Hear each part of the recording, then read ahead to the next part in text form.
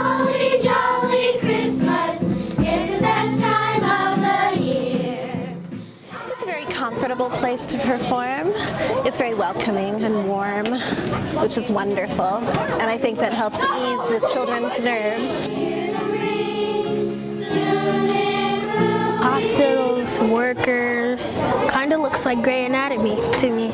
It was nervous. I was nervous and I messed up a little bit, but I was like, let's just forget about that, pretend like I said the right things. But it was fun.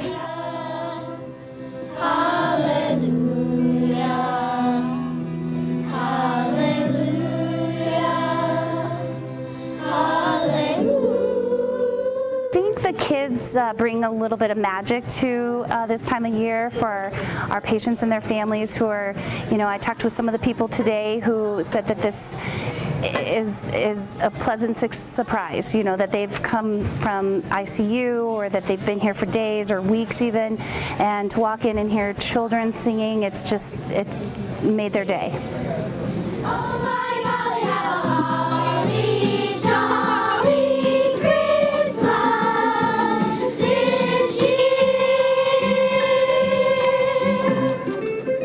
Thank you.